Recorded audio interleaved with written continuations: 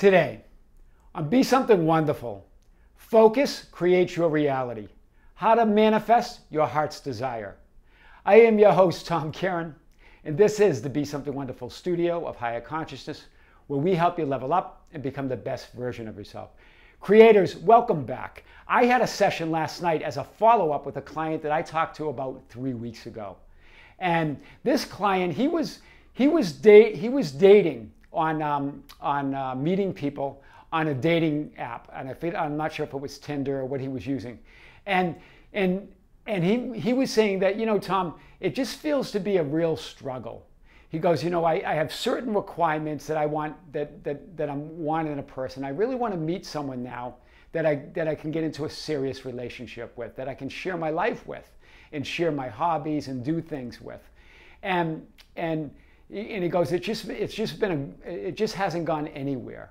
And I guess what he was saying is that he's been on he met some of them, actually had meetings with them or dates with them, and then others would just fall away. Either they wouldn't contact him or he wouldn't be interested. And he was just going, I don't know how to get unstuck. I don't know how to meet the person that I really want to meet. And so guys, I want to talk about this because we had our second session last night and he met somebody. And what we talked about then, about 3 weeks ago, was that he was limiting everything to the dating apps, where he says it's a way that he can be specific. He works a lot, and he thought it's just a more it's a more proficient way for him to meet somebody. And of course he had a list. And at the time I said, but you're taking the list with you when you meet them and when you talk to them. He goes, no, what? He goes, I'm not taking. And then he stopped in the middle of it and goes, oh. Yeah, he goes, mentally I'm taking the list. I know what you mean. He's taking the list and checking it off as he's on the date. He's not physically taking the list, but in his head is what either they're meeting those requirements or they're not. So already he's creating a reality, an impossible reality, where he can't meet the one he wants because he's expecting them not to meet all the requirements, right? He's creating an impossible situation. Right? It's creating a situation where they don't meet most of the requirements. And more than that, he's just narrowing it to one avenue, that power within him, that his natural ability, his natural divinity can put him on the path to someone that he can meet. He's not even paying, he said he doesn't go out much, and he hasn't been really taking any invitations from friends. He's been really focused on this. So guys, think of this. He's been narrowing his opportunities. So when we talked last night or back then, I said open every possibility up. If you want the dating app to be one avenue, continue to do that. But you were saying that you're kind of tired of it. So either don't do it or do it, but line up with it. But open up all avenues. Be open to everything. And sure enough, that's what he did. He let go actually of the dating app. Stop doing that. And stopped worrying about the list of requirements, and just went out with friends, accepted invitations, and lo and behold, a friend of his, a girl that he's known since childhood, invited him out to. She had an event at work with some coworkers, and he met someone, one of her coworkers, and he said it connected. And he goes, you know, Tom, it's not even that I wasn't even thinking of the list. I was just thinking it's someone that I enjoy being with.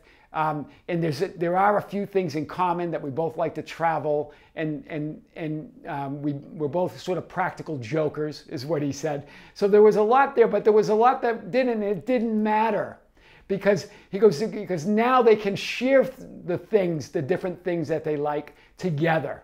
This is big, guys, and this is really a thread. I've been threading the needle on this for the last few days, and when he saw the video, I think it was 3 or 4 days ago, on the Magician's Way, that's when he wanted to set up the meeting to tell me about what happened, because it fits perfectly to what we've been talking about. Once he started focusing on his heart's desire, meaning not the list of requirements for someone to meet, not that he had to meet them through the app and had to control all the circumstances and events, but just focus on his heart's desire to meet someone that he really enjoys and that enjoys him, and that they can share their lives together. That's what happened. So let's break this down a little bit more, because really when he got focused on the right things, right? He was focused on the thoughts and feelings of maybe that I need someone that fits this perfectly, and I need to do it this way. He got caught up in everything except putting his focus on his heart's desire, which is really just to have a loving relationship with someone that he can share his life with. So focus creates reality. Your focus equals your attention. Your attention equals your awareness. Your awareness equals your consciousness. Your consciousness equals your light. Your light is your I am. It is what Jesus called the door of the sheepfold, right? It's the door of the sheep, right? Of the sheepfold. I am is the door which those thoughts come through. So this is what he did, right? He started connecting to his I am, to his heart's desire.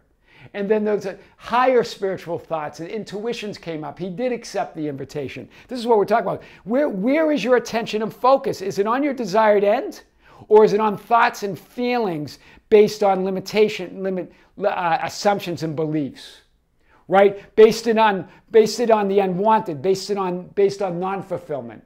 Right? When I talked to them 3 weeks ago, a lot of it were assumptions of what he thinks it should be.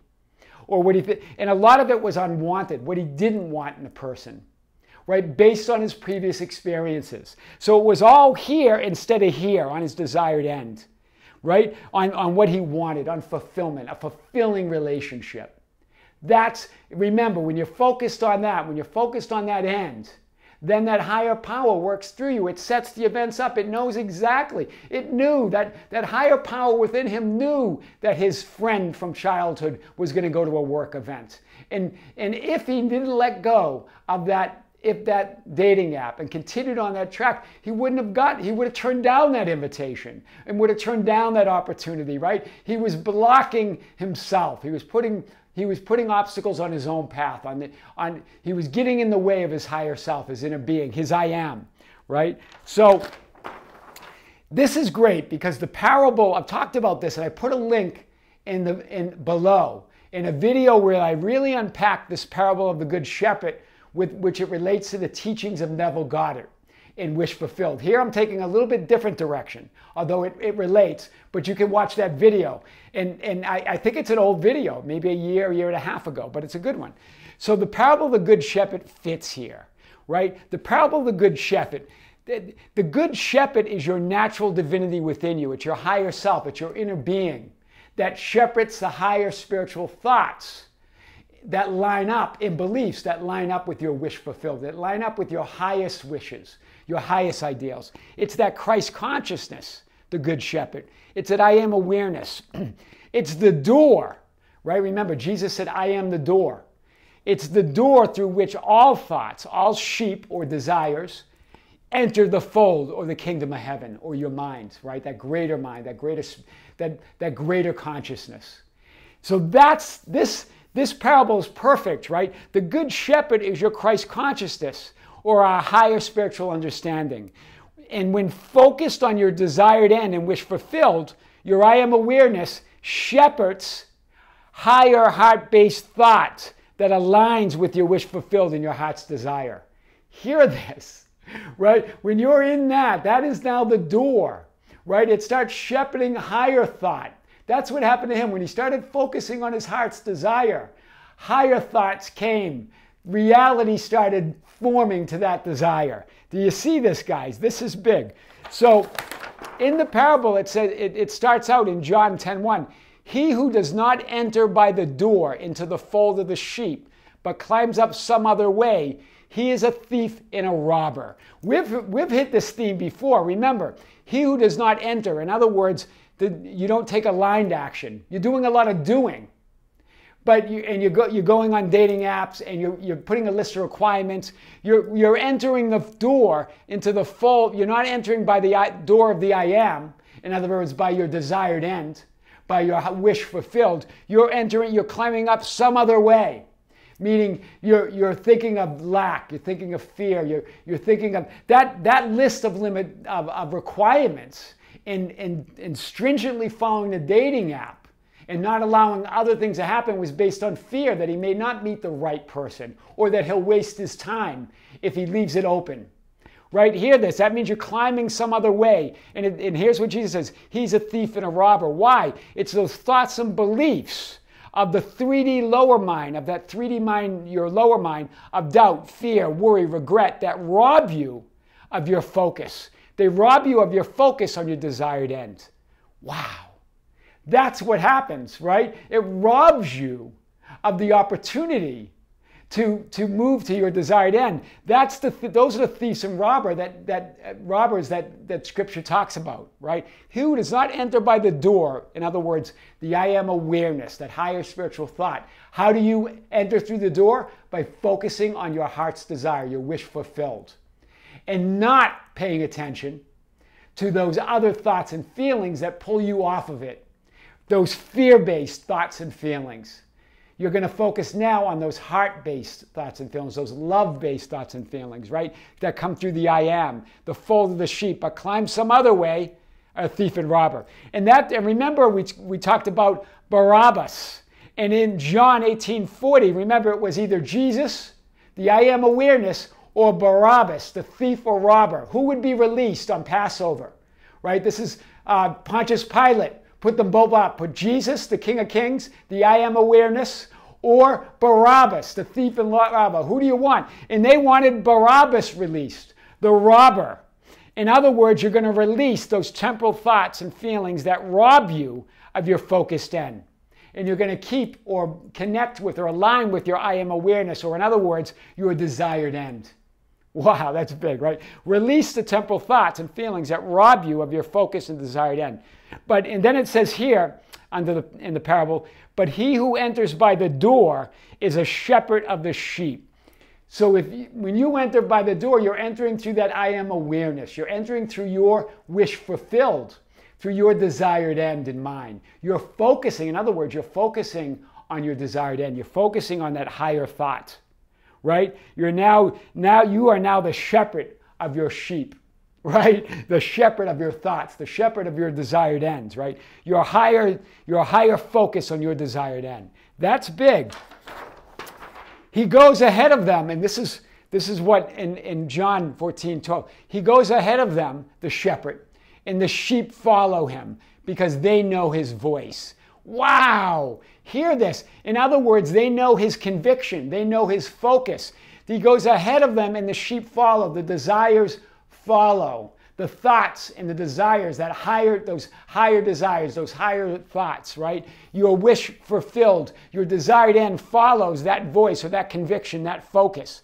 It's the same thing as when in John 14:2, when Jesus said, in my Father's house are many mansions. In other words, dwelling places. I go to prepare a place for you. Your I amness goes ahead of you. He goes ahead of them. In my Father's house are many mansions. I go to prepare a place for you. Goes ahead and prepares the place. Just like here, and the sheep follow. In other words, the 3D manifestation follows. You focusing on your desired end. Not focusing on temporal or temporary thoughts and feelings about the desired end. Do you hear there's a difference? Right? Even with my client, he was focused on thoughts and feelings about it, how to get it, how to do things to get it. I got to make a list. I've got to go through this dating app. I've got to meet them first in a controlled setting. I've got to control everything. Instead, you prepare the place within your imagination. And again, there's a video below where I talk about this as it relates to the teachings of Neville Goddard specifically, that takes a different avenue with this. So be sure to see that as well. But here I want to talk about it more in relation to, as I've talked about it in the magician's way, that you want to be in that desired end. Many mansions equals infinite possible realities, equals infinite desired ends and wishes fulfilled. Right? There's an infinite number of wishes or realities or mansions you can occupy.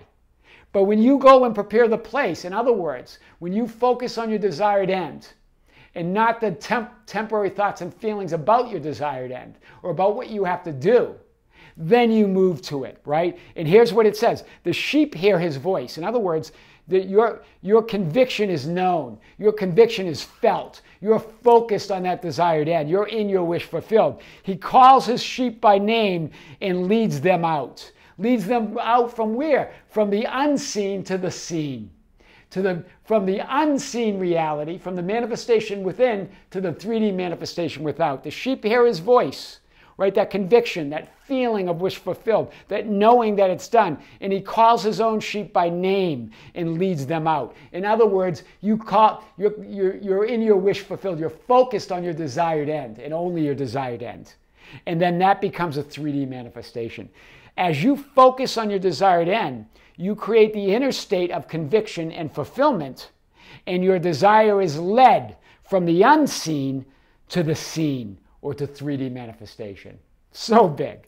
So let's hit this a little bit more. All who came before me are thieves and robbers, but the sheep did not hear them.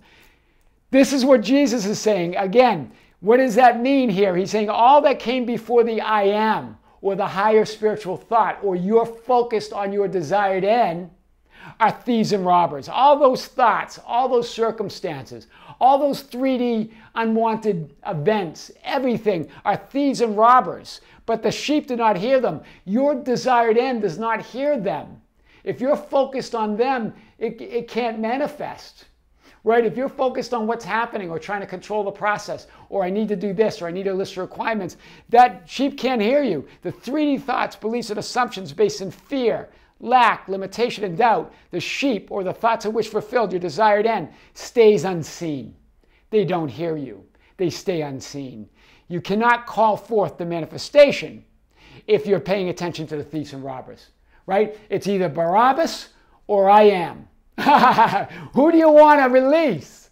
Right? You want to hold on. You want to go through the door of your I am and release the thoughts of lack and limitation, right? The thief comes only to, and this is what Jesus says, the thief comes only to steal and kill and destroy.